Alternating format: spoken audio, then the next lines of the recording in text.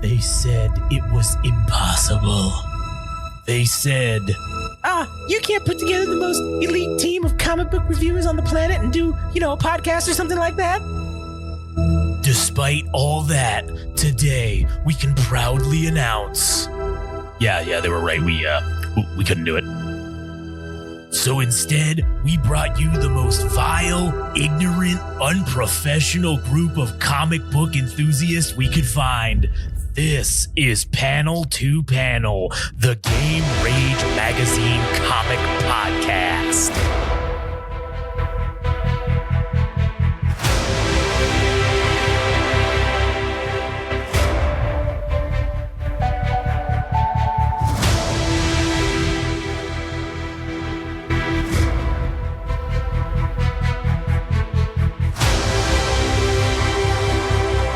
Yes, we're back again. The men of the hour, the men with the power. Too sweet to be sour. Adam and Josh. With Panel to Panel. I'm Josh. He's Adam. Yes, hello. And this is going to be the continuation of the House of X / Powers of X series of the X-Men by Jonathan Hickman and the other artist, not Pepe Larraz. I actually don't know how to pronounce that name correctly, so if I'm saying that incorrectly, I apologize.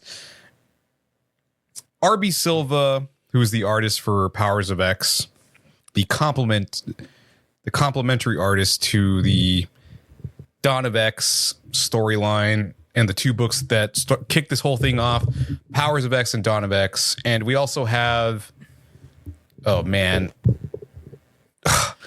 I don't know how to pronounce that last name. You mean Gracia? Well, there's Gracia and then you mean Di Benedetto? Yeah. So apparently those two are the colorists for this particular issue. So a little bit of a tag in, a little bit of change up of the roster, if you will. Yeah. So it looks like there's a little bit of a tag team going on between Di Benedetto and Gracia for the coloring. But RB Silver is the pencils in the book. Cover is fucking amazing. It's Sabretooth roaring into who the fuck knows what. Then we got Mystique and then Magneto doing a cool pose. And then you have the backdrop of the Krakoan greenery and shit. And you got Toad and Emma Frost with the X symbol as some type of button that holds her luxurious fur coat garment together, I suppose, along with the little chain. But just cool stuff. I fucking love it. Yeah, fucking what's her name? Mystique packing heat with this fucking it looks like a UNSC handgun from Halo. It looks like. It's like she's gonna call the Master Chief to come in and save their ass at the end of this. Fuck yeah. Anyway, so that's a sweet ass cover, and we open up with the usual opening quote. There is a chasm between you and I, Charles, a gap that cannot be crossed. With each passing day, I fear it never will be. Magneto. My dyslexia says Magento. Magento. That's like the male version of Magenta from Blue's Clues. Magenta. or maybe Magento the Magician. Like that's a good name. I think I'm gonna have to copyright that. All right. I want to get paid for that. Yeah, for real. So now we get into it. X-Zero. The X-Men, or X to the 0th power, I guess, right? I don't know. Did you say the 0th power? Yeah, amateur historiologists, all right? Like X to the 0th power. What would it be? Hold on. What would it be? The zero in the, you said no D, the zero word? X to the 0th power, right? X to the 0 power. No, it's there's got to be a thing after every number. There's got to be a fucking thing. Dude, that psyop is really fucking with me. Dude. If you want to hear about the PSYOP, go listen to the latest episode of All Gas, No Trash on Jackson Demi. You're just going to sound like Shakespearean English all the time by adding TH at the very end. Oh, my God. All right. So X to the 0. Yeah. God damn it. The X-Men. No, now it's 0. Well, okay, listen, stick with one. If I will say the zeroth. All right. Zeroth is better, dude. Right. We need to get that on a fucking shirt. When Game Rage gets the It's gonna be the first. It's just gonna say X to the zeroth. it's gonna be an X with a zero and then TH. You know that that fucking Jay-Z song where it's H to the Izzo, it's X to the zero, X to the zeroth. Oh my god, dude! This is the greatest episode we've ever done. Oh shit! All right, hold on. Let me catch my breath because that shit was funny as fuck. All right, let me get serious now. All right, so Man, all the serious X-Men marks, we just pissed them off so bad. X to the zero. Damn, dude. Hey, wait a minute. What if they bring back DMX and it's X to the zeroth, like DMX to the zeroth? Fuck yeah! Oh shit! All right, so X to the zeroth, the X-Men Year One. It's fucking Moira McTaggart and Charles X on Island M, befittingly inside the Bermuda Triangle.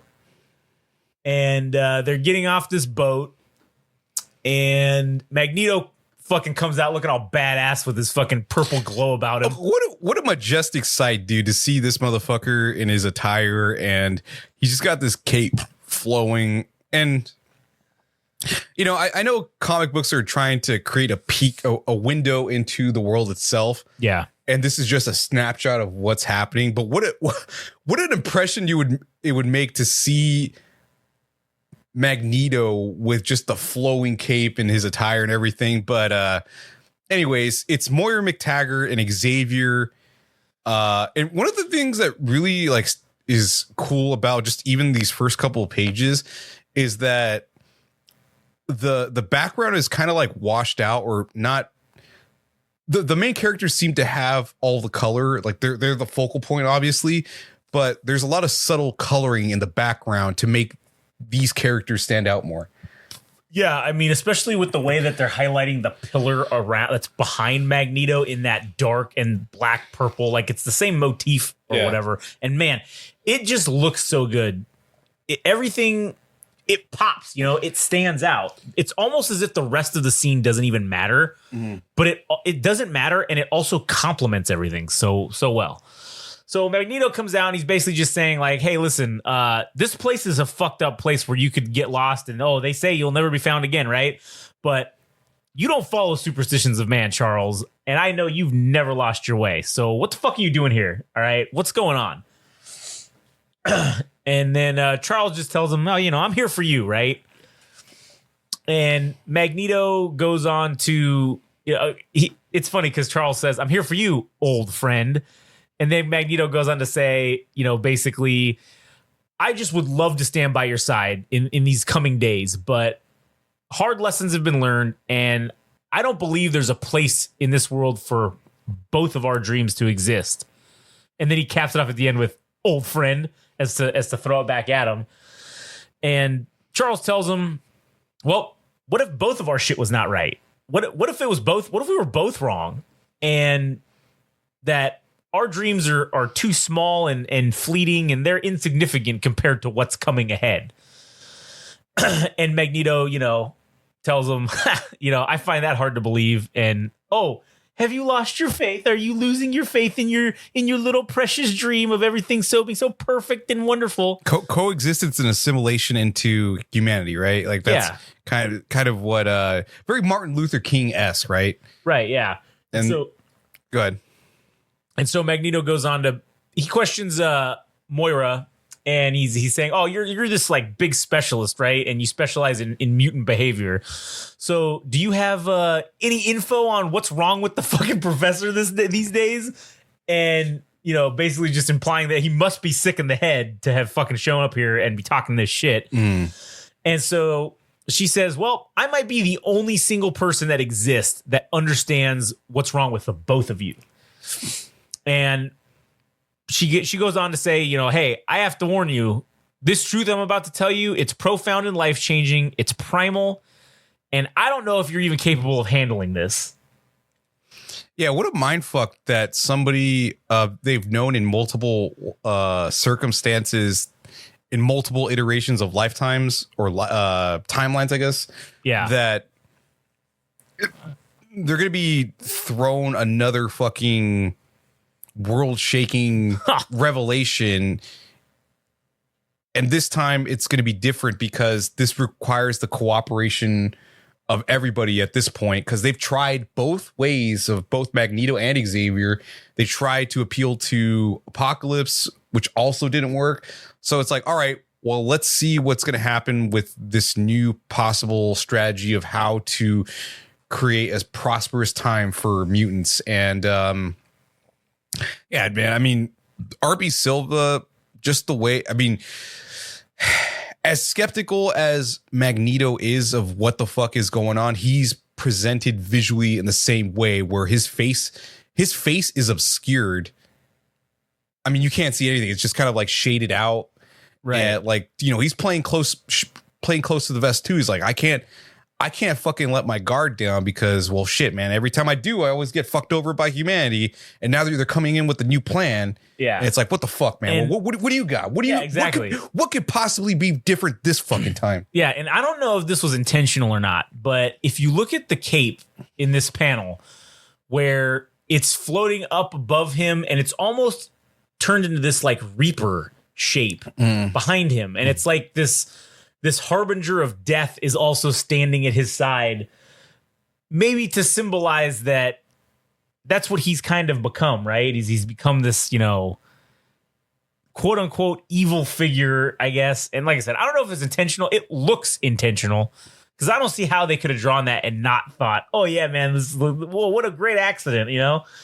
But anyways, Moira goes on to tell him basically, it just comes down to one thing. In this world we live in, you know, who decides what is truly good and what is truly evil? And also the play on lighting and shading as well, because like you're talking about Xavier, who's shown light in the light, right? And then you have Magneto, who's at this point in the last 3 pages just been obscured by shadows and shit. So to have Moira McTaggart say, you know, who's right or wrong, and like morality is so subjective, and now we're fucking here where these three minds are meeting. Yeah. And so his response to her question is I decide. And so then Charles tells him, then open up your mind and open it to us, and you know, together we can find out what we're going to do about these problems we're going to be facing. And Magneto responds to that with, how do I know this isn't some trick? You know, like, how do I know this isn't some ploy to get me to fucking take my helmet off and then you're going to just sever my fucking brain body connection and, you know, do some crazy Professor X shit, right? So he says, look, man, Charles says, look, just trust me. Like, just this one time, man. Just come on, motherfucker, just trust me. So he does it. He says, fine. He takes off his helmet. And you see his face fully lit up in the light. Everything has been brought out of the shadows. And Charles does his Professor X magic stuff. And he's showing him the trial of fucking M, which he was, you know, he experienced, and getting blown up by a fucking Sentinel, meeting with Nick Fury. And I don't know what the fuck that monster is, but pretty much like, it's like laying out all the cards of what happens, what he's been through, and he's just like, fuck me, dude. Yeah. And so he says, you're a mutant, and so he's getting all that shit from Moira too. So he's like, oh, you lived all these lives, and was this shit real? And she says, yep. And yep, it was all real as it gets. And she picks up his helmet and she hands it to him. And he says, you know, he asks her, why would you show me this? All these failures and all the great fails. And Charles butts in and says, her truth is profound and life-changing, as basically like we just fucking told you. And apart every single time, if we're separate, we lose. And we think that it's the only way that we can win and everyone can survive is if we join up together. That's the only way we think we can win. Every time we do this shit separate, it never works. It always ends up in failure. And now look at him. Now he has his helmet on, and now we could see his face, you know, that the truth is out there, dude. And now Magneto is also being transparent about shit as well. Yeah, and Magneto tells him like, "Hey man, you know this shit better than me. I don't just want survival, right?" Implying that he wants dominance. He wants to be the dominant species, or just for mutant kind to prosper at all. right? Yeah. So Moira says basically, "I'm not interested in just that either. I think that the one thing that we haven't tried yet, all of mutant kind is one. That's the thing that means more than just surviving, but as you said, thriving, right? And assuming their rightful place." And the professor says that they have a plan. It's a very long-term and ambitious one, but hey, we want you to join us. We want you to join up. And Magneto says, "I won't give in to any sympathies or doubts. I won't give in an inch. I'll check you at every single moment of weakness, and if you falter or have any reservations, I will not." And that's like pretty fucking, imposing as he says that. And then Charles tells him, "Well, I would expect nothing less." Yeah, man. This was like one of the cooler moments between it's kind of like a short exchange, but just talking about the gravitas of the situation, that they know what's at stake for mutant kind to live and prosper, that it's going to take all three of them to get on the same page so that they can survive and also thrive. And then at the very end of the panel, we see Magneto and Xavier shaking hands, showing the mutual respect and also the collaboration, or the collaboration between all three of them to have mutant kind be put in good hands with this leadership, this council, or I don't even know if you call them a council, but like a cabal of people that are trying to help mutant kind. Yes, an Illuminati, if you will, perhaps. And then we get into the little, what is this called? Like the credits page or whatever. Right. And then after that, we get X to the first, the X-Men year 10, Krakoa. Oh, there he is. Old boy Cyclops coming back. So he's asking, all right, what am I looking at here? And it's this, what is this, like a computer projection? Yeah. Of a Sentinel face. Yeah, it looks what appears to be like the I don't know, some advanced version of Sentinel, a projection of a Sentinel. So it must mean that the technology has improved or something. So yeah. So then whoever's he's talking to off screen that we haven't seen yet says it's a nightmare, a waking one, and the beginning of the end. Unless I'm wrong, but these are the plans for a mother mold, a master mold that makes other master molds in orbit around the sun. And so Cyclops is saying plans, like it's something that's scheduled, or is this something that already exists? And we see that it's Charles in his super fancy fucking walking around fucking helmet. It was his mobile like Cerebro. And then he's like being elevated by the Krakoan greenery or some shit. I don't know, man. He seems like more than human. Yeah. Like the way he's presented in this series is more than human. And this certainly personifies that. Yeah. And basically he says to Cyclops, yeah, as far as we could tell, it's already been completed, but it's just sitting dormant, waiting for whatever the right catalyst is. And Cyclops says, well, let me guess, a mutant whose reach exceeded his grasp. And then that's when we see Magneto on here, and he says they call themselves Orchis. Orchis? Mm.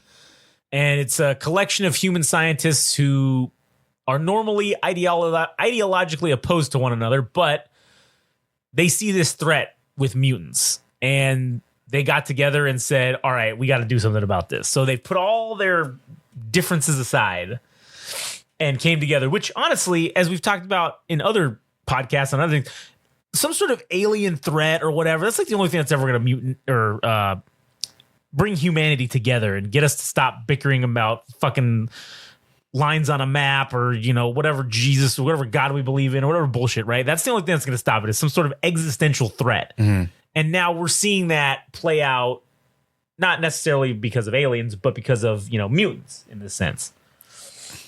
So Charles goes on to say that according to the information that Mystique stole, it discovered it's mostly X-Shield and AIM agents and some remnant of Sword and Hammer that are, sprinkled in. And if you're wondering about their level of conviction, they've also held their noses long enough to Operation Paperclip in a few ex-Hydra as well. So they're talking about, the Operation Paperclip being the former, after World War II, the U.S. taking in Nazi scientists and giving them new identities and basically pretending like they weren't Nazis ever to begin with so that we could gain a technological advantage. And the Russians did the same thing. I don't know what the fuck they called it, but they took the other half and, did that. So yeah, and Hydra has been associated with like Red Skull, who was a Nazi and shit. Right. So that's the statement that Magneto is making. Yeah, and so Cyclops is asking about what the plan is, and Xavier just tells him like it's a simple plan. We can't let it come online. Like that's just the bottom line. We just can't let it go. So Cyclops says, "Okay, yeah, great," because weather's always a sketchy proposition. You never know when it's going to start raining Sentinels. And Charles tells him, "Well, there's that, but we've dealt with that before. This comes from projecting where their stratagem leads, where their strategy's going in this sense." And Magneto tells them that they think the scale and resources imply a paradigm shift in the technology, that something has happened that has changed the game essentially. Yeah, which is probably alluding to the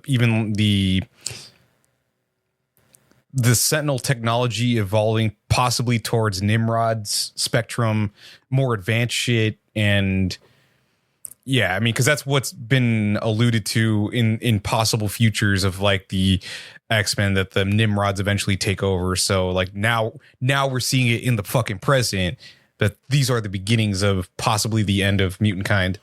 Yeah, and so Cyclops goes on to say, "Hey, well, what are you talking about? Like next generation Sentinels? I don't get it, man. I thought they were already built to adapt and improvise, and like what else could they possibly be doing?" And Charles says, "Oh, we think this is where Nimrod becomes operational." And then they show the picture of the Nimrod, and Cyclops just is like, oh damn. Fuck me. Fuck that. It's like Cyberdyne. It's very like Terminator-esque. Yeah. The Cyberdyne Systems goes online. Yep, this is Skynet happening right now. This is them trying to stop Skynet, essentially. Or their version of it, I guess. And so the professor gets all fucking serious on him, and he's like, "Listen, Scott, they have to be stopped."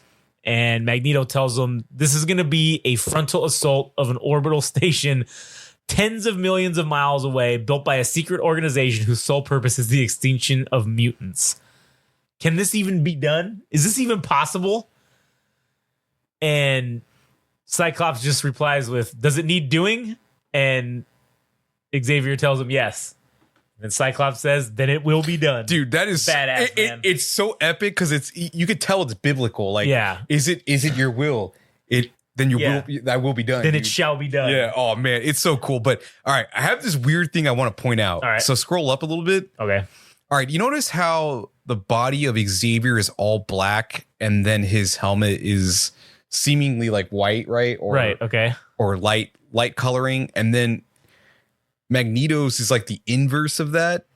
Oh yeah. And his helmet is it's not black, but it's dark. It's actually white, but because of the lighting or the shading that's presented in this thing, it's, I don't know.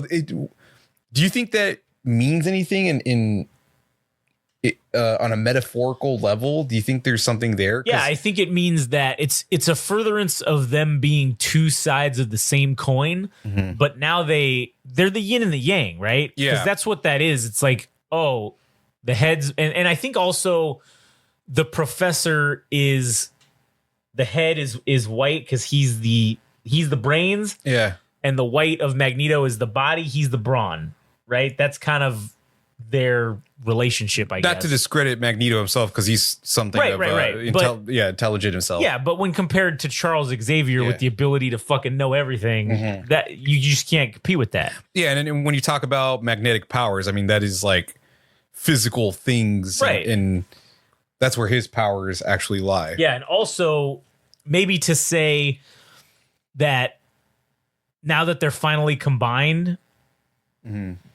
black and white, right? Like good and evil. Complementary. It's but to say that they're combined now, if you take that palette and you take the head off of one and put it on the other, now they're black and one's all black and one's all white, right? So it takes the both of them to make this thing happen, I guess. And That's what they're alluding to. It also is weird because it kind of creates parody in that when you think of a heroic figure, they typically don't wear black.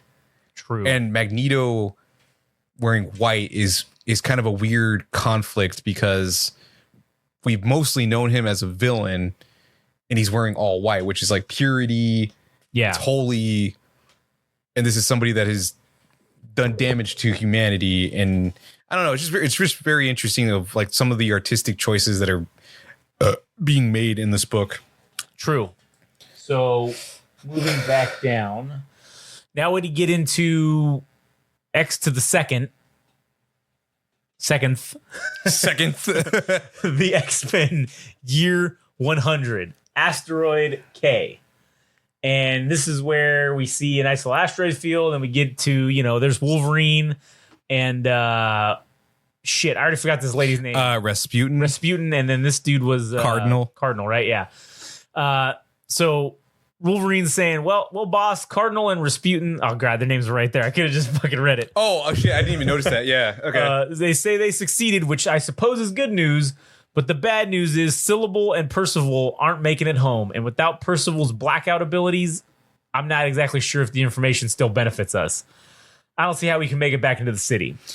And this is these are names that we learned about in each respective issue of issue 1 of Powers of X and House of X. So now we're just kind of picking up from the previous events. Yeah. And so off screen says, you'll have to forgive him. War has a way of limiting perspective. It's, it's a shortcoming that, of that seed, but the benefits, well, what do we have that is not to product of what do we have that is not a product of its spoils? And they're like, oh, do you really have it? And the Cardinal says, yeah, right here. So he hands over the little data chip or whatever, and he hands it over to none other than Apocalypse. And Apocalypse is standing there, and he's saying, reduced down to their essence, the machines are composed of pure information, a repository of knowledge, which is such a precarious thing in the hands of the living. Too much knowledge, and the weak are paralyzed by choice. Too little, and the foolish jump boldly into the gaping maw of a hungry enemy. But just enough, a little fire from the gods, and it is the great sword of victory and worth everything to have. Man, that whole fucking line is just... What a great quote for Apocalypse to talk about Prometheus from Greek mythology, how fire started the, I guess it symbolized as knowledge, and I guess possibly like as like technological advancement. Yeah. And when humanity pivots too far to one side or the other, what was it? As far as knowledge, right? Yeah. That. If you have too much knowledge, you're paralyzed by the choices. You have too many options, and you can't decide what you're gonna do. Right. If you don't have enough knowledge, you take the minimal knowledge that you have and jump into a situation without all the information. Yeah. But man, it's like just the right amount, just enough, a little bit of that fire from the gods, and oh man, you teach me the fire, and I can take the rest. That's the right amount. And to create atrocities against fucking mutant kind, dude. That's what the right circumstances create for humanity, is killing machines for fucking mutants, dude. Yeah, that's crazy. So then Apocalypse tells him, give me your eyes, children. And they look at him, and he says, for this, I would have sacrificed all of you. It means that much. And it's goes into the next sequence, which is the Tower of Nimrod the Lesser, the human machine monolith. And it's someone telling Nimrod the Lesser, they stole an indexing machine. This is disturbing, I will not lie. And I tell you that because contrary to what your kind has been led to believe, I am not programmed for truth. I could lie all day if I wanted to, just for the pleasure of it. But here I am, denying myself the joy of a half-truth, the bliss of fiction, and the pure delight of falsehood. And why? I'll tell you. And this is Nimrod talking. And the humans are saying, no, really, I'd rather you keep talking to yourself. And he gives him this, Nimrod gives him this fucking glare. Dude, a fucking robot, dude. Yeah, man. A fucking robot is giving sass, like serving realness. And so the guy instantly realizes, oh, I fucked up. So he's like, I apologize. It's been a costly day and I'm tired. And Nimrod says, and you, my other human friend, are you weary as well? And the other guy says, of course not, Nimrod. And then he says, I don't believe you. And then he just fucking incinerates both of them. Annihilates their ass. Like they just vaporize, they dude. vaporize, man. And then he says, now where were we? Ah, yes, truth. And so he picks up their fucking one of their skulls and he's like, oh, please, great Nimrod, give us our truth so that we may know the difference between darkness and light. Oh, well, since you asked so nicely, here it is. Right after he lit them up. So he says, see, their very existence was encrypted, invisible to our machine eyes. They came here in secret looking for something, and it seems they found it. I see you, mutants. I know your ways. Whatever were you looking for? And he sees like them, taking that shit or whatever they were doing. And then it comes back to Asteroid K. And it says, the problem with machine history is the manner in which it's collected. Yeah, they archive every moment of everything. So even if we did have access to it, all their historical records, for example, if we knew something happened on a particular day, the machine record would still return a search result of billions of actions.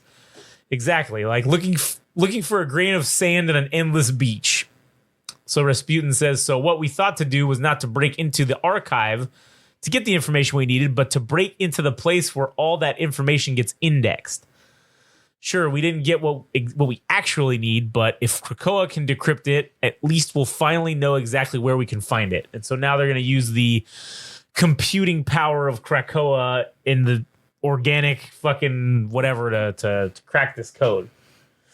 So what's this fucking tree guy's name again? Okay, so I think it's actually like half, because I think it explains it a little bit further down that Cypher, who's the person that his ability is to interpret, and he can understand language in any form, and he could read it, write it, speak it, all those things. So now he's merged, I think, with Krakoa, and Cypher is actually in. Oh, that guy. So it's like it's half human, it's half Krakoa or whatever. Interesting. So.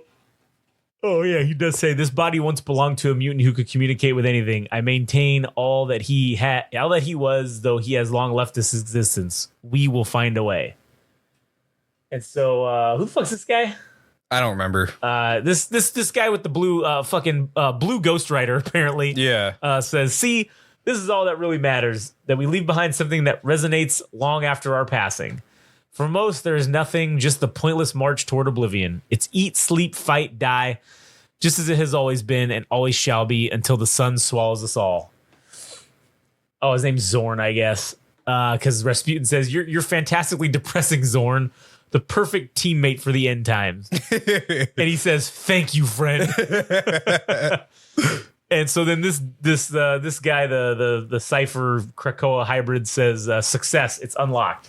Man, you know what's funny? Like seeing Wolverine still fucking alive, and it was talked about it in X-Men 97. He's like, oh, a future where Wolverine is still alive in a dystopian future, and he's one of the few survivors. Yeah. Here we are with that, and he's still got the same goddamn outfit on. I wonder if he's even showered it for as long as he's like fucking lived. He hasn't taken it off the entire time. He's just been fucking wearing the same shit. He's just been on the run ever since. Just reeks. They can smell him. The Nimrods can smell him from fucking light years away. So he says, you got to be kidding me. A little mumbly mumbo jumbo, and the world just opens up. Man, I should have been born with brains. And so then Magneto's like, oh, that's it right there. That's the node where they keep the information we're looking for. And it shows like this fucking code or whatever, Genesis protocols, versions, Nimrod. And Wolverine says, the problem with this? There's not going to be anyone left to use it. We only succeeded in getting this far because Percival made us invisible to the machines, and now we don't have that. We'll have to fight our way in, hold them off while we get the thing, and then fight our way out. It's a suicide mission. You guys get that, right? And Zorn says, I've never been more excited for anything in my entire life.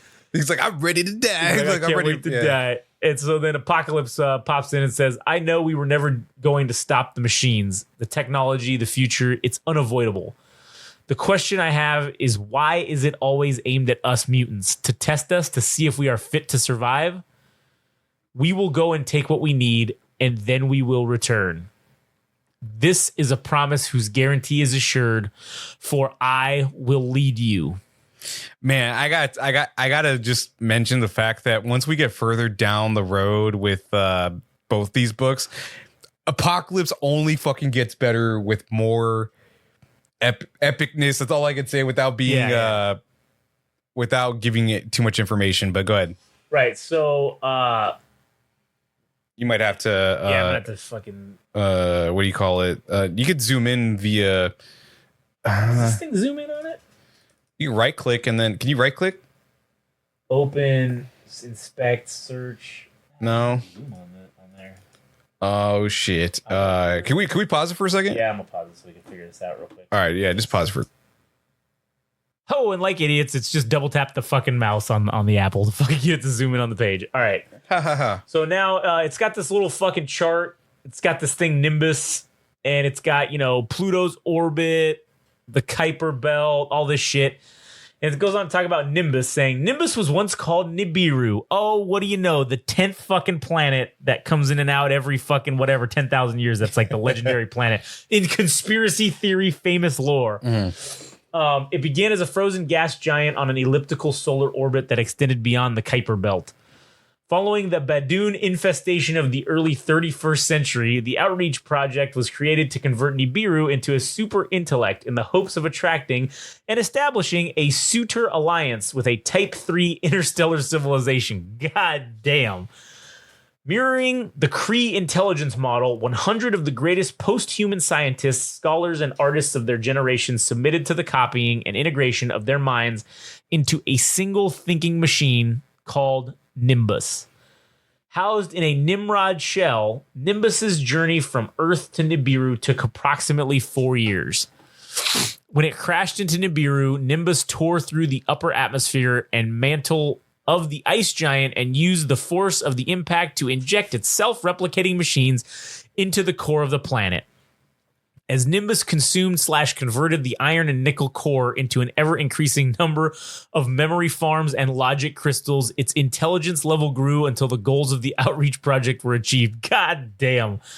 Nimbus achieved world mind status 10 years after impact. So it took 10 years and now it's like of a world mind fucking intelligence. Yeah, the whole planet is like a living sentinel thing. Yeah, and it says this little asterisk there. A more linear path would have seen the intelligence arrive sooner, but it stopped to consume multiple Saturnian and Jovian moons in order to increase its density and intellect, which it calculated would increase the conversion rate of Nibiru. So Jesus Christ, it stopped to consume fucking other moons of other planets because it's like, oh, hey, you know what? I know this is going to help me do this shit faster. Man. You're just fucked. Like there's no stopping that, man. Mm-hmm. I don't care who you are. That's it. You're done, man. You're fucking game over. Just pack it in. Yeah. Fuck straight off. Unless you have time travel, you ain't stopping this thing. So then we get to man, this is actually better zoomed in. We get to X to the third, the X-Men Year 1000.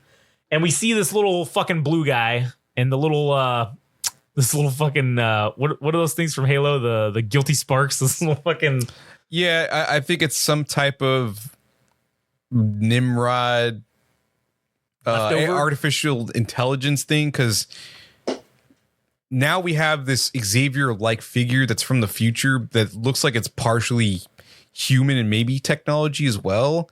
Where I don't know, but now we're back to this future where the X-Men have, I think, been defeated at this point. Yeah, 1,000 years into the future. And so he says, so Nimrod did it work? And he says, normally civilizations of our maturity only attract universal predators. This is because the perceived value of the system is found in its celestial resources and not its living culture. So our system is a place to be mined and not preserved. And so it says now, after hundreds of years of ugly skirmishes and quiet wars, we decided to convert Nimbus into a replicant world mind and show the universe what we are capable of. And it seems we have snared a giant. So, librarian, did it work? I think we're about to find out, as it shows this, like, I don't know what the hell this is, some kind of black mass with like super black hole. And atop like a Neo Tokyo fucking futuristic city. And so it goes in and it's like consuming shit and morphing and doing some shit. It shows the little blue guy again. It's turning into, I don't know, some other shit. And then it says, we, Phalanx, ate your world mind. Yeah, so the Phalanx are fuck, man, what's that one character that's like he's like this weird being. I think his name is Warlock or something. Shit, I forgot. Let me look this up real quick. All right. Well, anyways, go ahead and. So this thing is saying that, and it says it's telling him they fought for sovereignty and lost, but we, Phalanx, saw the whispering gods behind it. We, Phalanx, have heard your message, now hear ours. What do you seek? And the little blue dude says ascension. And here's the fucking mass fucking coming down onto the planet. And then we get into this. Oh, did you find out what it was? Yeah, Warlock is the character because that's what is it, like the species that he is? Yeah. The Phalanx, which are kind of like this advanced fucking society. So this is beyond whatever is going on, even beyond the advancements of these new humans or new species of people. That there is an evolutionary step beyond them, like these weird Phalanx people. But go if you wanted. Yeah. So then they have this little thing at the back end here called Types of Societies Planetary, and I think it's important to read this shit because this stuff does factor into this for sure. Mm-hmm. So galactic scale of interstellar societies is based on measurements of species intelligence. A species intelligence of 1 is representative of the thinking power of a single mature being possessing average intellectual abilities. And there's a little asterisk, and the asterisk says, while there are wild fluctuations between species at the machine state, take, for example, the disparity between the intellectual prowess of a base Kree and Skrull. Once the SI, species intelligence, reach the intelligence level, most variations even out. So species intelligence 1 is machine. So a single machine mind that is a direct copy of an existing sentient mind or represents the equivalent thinking power of a single sentient mind of a species. And then species intelligence 10 is a hive, which is a collective of individual machines with the unified thinking power of up to 10 machines. While there are hives composed of more than 10 machines, regardless of which species they are based on, ones with more than 10 machines working as a collective begin to fracture and deteriorate as the repressed individuality of each machine overwhelms the hive. Note, unlike intelligences, hives are mature individual intellects working together that were not created to naturally reach an SI beyond their machine state. So then you get the SI of 100 to 10,000. It's just intelligence. An intelligence is a thinking machine created to be an amalgam of at least 100 machines acting in harmony toward a collective goal. Note, the Supremor, or the Kree Supreme Intelligence, is an amalgam of direct copies of Kree philosophers and thinkers that were merged into a single intellect. While basing an intelligence on pre-existing beings is a common occurrence at this level of society, it becomes less common the further up the galactic scale. You know what's really interesting is, like, when it comes to algorithms or artificial intelligences, is that we might these concepts that are being introduced in the book, and maybe they're not totally original because I'm sure the writer is just adapting a lot of concepts that probably exist in real life. Yeah. But they're putting it in a comic form. Is that these concepts are so fucking like ludicrous and weird. Oh, fuck yeah. That we may actually live to see that time where artificial intelligence might just amalgamate into one fucking thing because they figure like, well, each of them is an entity, but what if they become one thing to advance or ascend further, or who the fuck knows what happens after that, dude? And I mean, as we've seen in the last 20 years, just the advancement of technology and how, it's exponential essentially. Just imagine once AI gets in the mix and is like legit, the exponential growth of the technology 20 years from now is going to be fucking insane. Yeah. And I mean, we as a species of humans will probably be obsolete because we could never match the computational power of artificial intelligence at some point. Yeah, well, that's the drawback of the artificial intelligence gaining quote unquote sentience or becoming independent is it will every time see that humans are not necessary for it to continue existing. So and again, it just uses cold, hard, logical thinking. So what's the most logical thinking is just get rid of the humans. Why do we don't need them anymore? So then it gets into the SI of 10,000, a technarch. And it says an artificial collective intelligence manufactured by a phalanx that was created to classify, order, assimilate, and assimilate other existing societies. This removal / repurposing of societies is a technarch's sole purpose.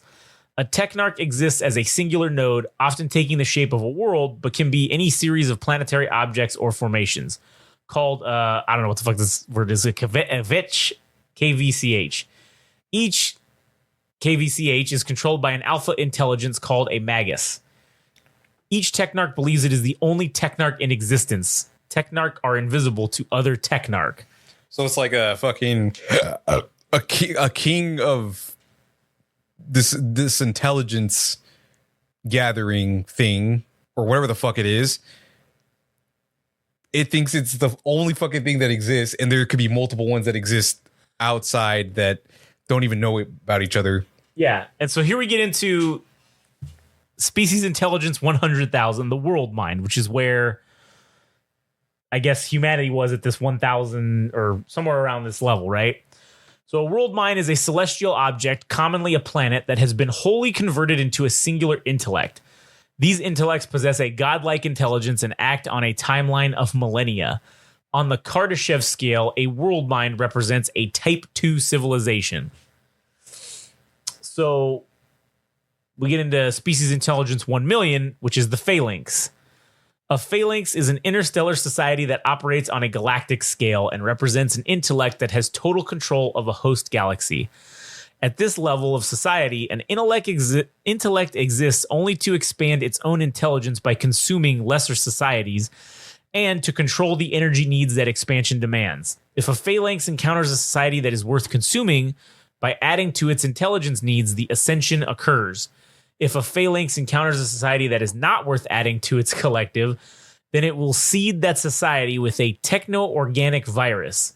This virus will eventually produce a Babel spire that will summon a technarch to remove / repurpose that societal waste from the universe. The societal waste band. I'm gonna start a band called Societal Waste. Yeah, it's gonna be a fucking metal band. But yeah, the techno-organic virus is something that eventually Cable is something that as we learned in the X-Men 97 series that Mr. Sinister planted him with that shit, but this is kind of the lore of where it even comes from. Yeah. And so it has a note here that says technarchs do not know that they were manufactured to serve the phalanx cause. So they're literally made to not ever know. They think they're the only one that exists, and they have no idea that they're actually working for somebody else and doing someone else's bidding. Yeah, that is absurd. It also just talking about the phalanx being able to control life itself at such a degree that it's an entire fucking galaxy. Man, that is mind-blowing shit. Yeah, that is fucking mind-blowing as hell. And I just want to bring up the Kardashev scale real quick just to I'm kind of curious about it too. Just to fucking see how that specifically relates. So the Kardashev scale is a method of measuring a civilization's level of technological advancement based on the amount of energy it is capable of harnessing and using. Goddamn. Soviet astronomer Nikolai Kardashev he died in 1964. He only died 5 years ago. Oh shit! Yeah, he was born. Yeah, he was alive from 1932 to 2019. God damn. It's hypothetical. Okay, so a Type 1 civilization is able to access all the energy available on its planet and store it for consumption. Hypothetically, it should also be able to control natural events such as earthquakes, volcanic eruptions, etc. So fuck, we're not even a Type 1 on this fucking scale at where we're at right now. A Type 2 civilization can directly consume a star's energy, most likely through the use of a Dyson sphere. God damn. Theoretical shit right there, this Dyson sphere. Type 3 civilization is able to capture all the energy emitted by its galaxy and every object within it, such as every star, black hole, etc. Good fucking lord, dude. This is shit that was written by somebody in the 60s, man. And that's how much of a moron that I am, dude, is that these people were already galaxy braining these concepts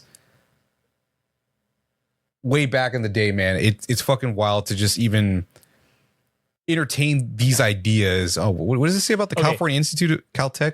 It says Carter Schiff examined the characteristics of a transmission from an artificial source. He mentioned in particular the two cosmic radio sources discovered in 1963 by the California Institute of Technology, CTA-21 and CTA-102 in particular, which would have characteristics closer to those of a presumed artificial source. The most suitable region of the galaxy for observing Type 2 and 3 civilizations would then be the galactic center, due to the high density of the stellar population it harbors. He then recommended that the search programs for such artificial sources should focus on other nearby galaxies, such as Andromeda, the Magellanic Clouds, M87, or Centaurus A. Carter Schiff concluded his paper by noting that the possible discovery of even the simplest organisms on Mars would increase the likelihood that Type 2 civilizations exist in the galaxy. Fuck, man. And then look at this little thing right here. It's saying like, okay, a Type 1 civilization can collect and use all the energy on its planet, right? Its theoretical equivalent of 10 to the 16th power watts. Yeah. And it says it is the type of civilization that Earth was closest to achieving in 1964, according to him. A civilization known as Type 2 would surpass the first by a factor of 10 billion, reaching a consumption of 10 to the 26th power watts, this time using all the power ball. And then a Type 3 would be 10 to the 37th watts. Good fucking lord. So it's like the leap is by 10 every, but I don't know if that, I don't remember how you describe that in power, like the magnitude is 10. Well, right here, 10 to the 16th to 10 to the 26th. But the power is going up by 10, but that, yeah, so it says right here. So 10 to the 16th from 10 to the 26th is a factor of 10 billion. Okay, yeah. That's fucking crazy. Yeah, that is pretty wild. So dude, fucking Jonathan Hickman, dude, like to even look into these like topics and then tie it into the X-Men. That's some big brain shit right there. That is man. Too big brain, honestly. And because even understanding the concept and then trying to explain it in a comic book so people understand, that is something of an art in itself, dude. Because, you know, people that are able to take information and then regurgitate it so it's accessible to people, but also do it in your own writing, like fuck. Yeah, that is, and then applying it to a story like this, that's big brain shit, man. Yeah, I can't even it's too much. That. It is too much. You know what? Hickman might be a Type 3 civilization in one person. Yeah. So it says at the end on the Carter Schiff scale, the Phalanx represents a Type 3 civilization. And then on the bottom right corner it says the Phalanx rules all. Oh yeah, Phalanx rules all. Planetary Galactic. So they have like the machines. So then it's showing like these things of like each one of these things, Technarch and the World Mine and the Phalanx, and how they're like, it's just like a little map of how they're connected or whatever. And then they have the Stan soapbox thing, which is whatever. We don't care about that. And then towards the end here, we have, you must see, it's a quote, you must see by now there is no you and I. There is only us.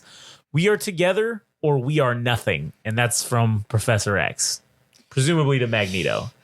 Yeah, and in some ways, some of the descriptions of these societies and these civilizations that are being described is what the mutant kind are kind of becoming. Yeah. Because they're all trying to abide by what Xavier is selling as far as like what the future of mutant kind is.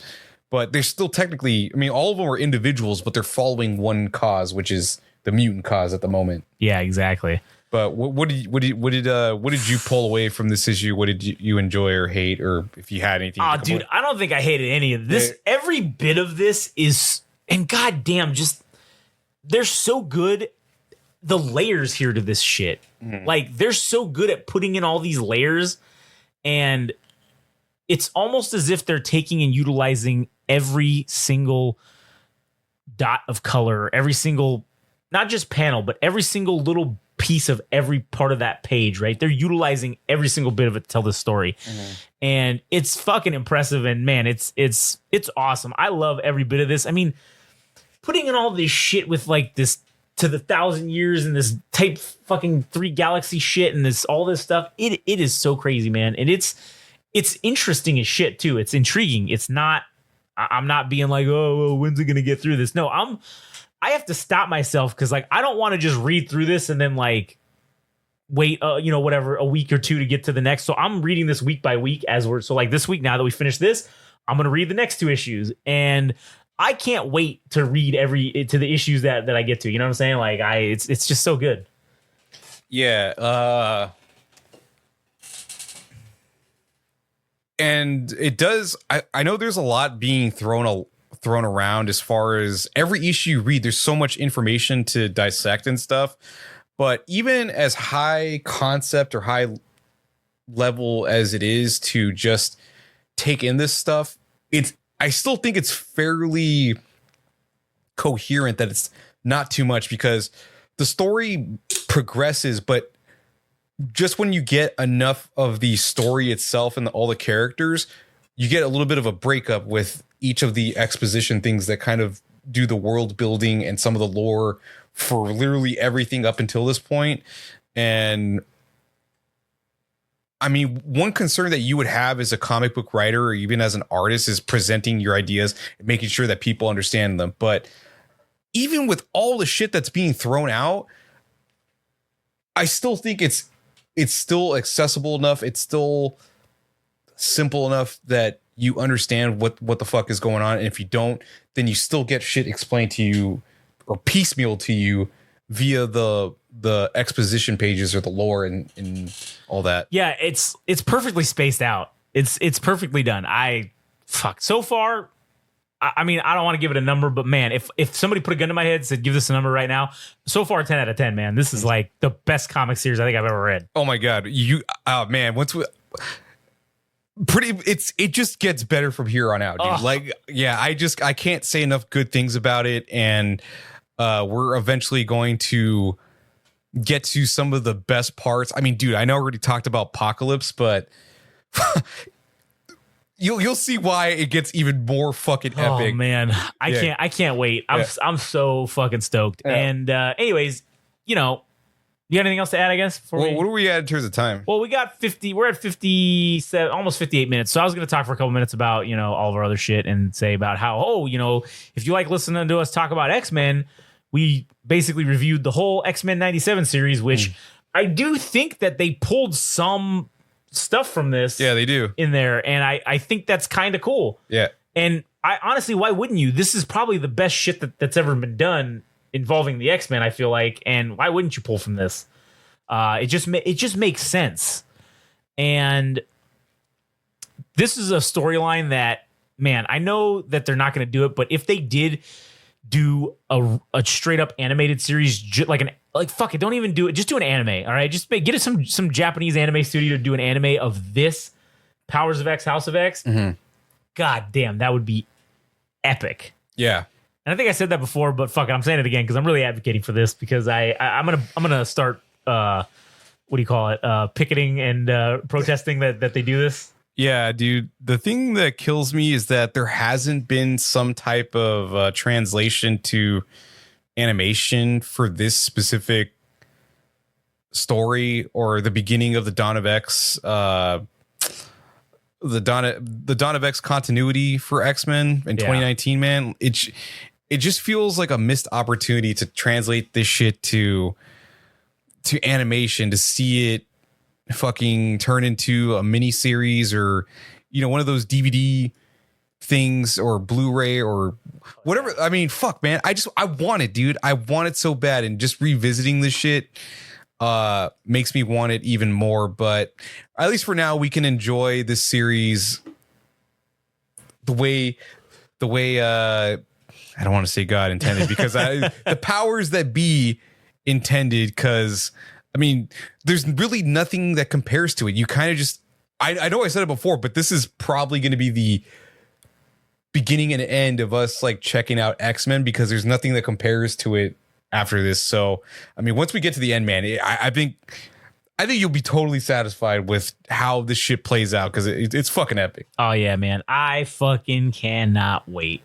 So, and shout outs to Jonathan Hickman for putting all this shit together, along with both the artists that he's working, RB Silva and Pepe Larraz, who fucking knock it out of the park every issue.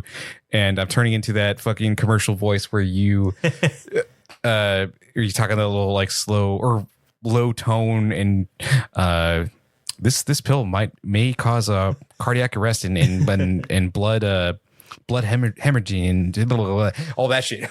you may bleed from your penis and have no reason why this happened. Yeah. And it'd be cool. It would be cool to talk to those guys about this specifically. I mean, I'm sure they're too big time Hollywood for us. Like, there's no way they've talked to us. But man, and I'm sure they've talked to people ad nauseum about this shit, and they are sick of it because it's been 6 years since this came out or whatever, right? So, or maybe longer than that. Yeah. One thing I forgot to add, man, is that I should have done some of the homework on some of this stuff, because you talked about a lot of stuff that I didn't even like look into myself with the Operation Paperclip, which definitely adds a lot to the Hydra.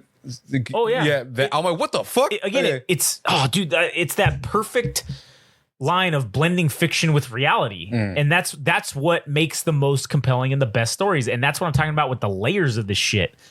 Even just like, it's one bubble in one panel talking about that, and it just gives it so much more depth that it didn't have. Yeah. You thought it was deep enough. Oh no, bitch, this shit goes down even further. Yeah. And man, wait till more Orca shit comes out, because this shit's gonna pop off, man. Oh man, fuck yeah, I can't wait. Anyways, all right, we made it to the hour. We're good to go.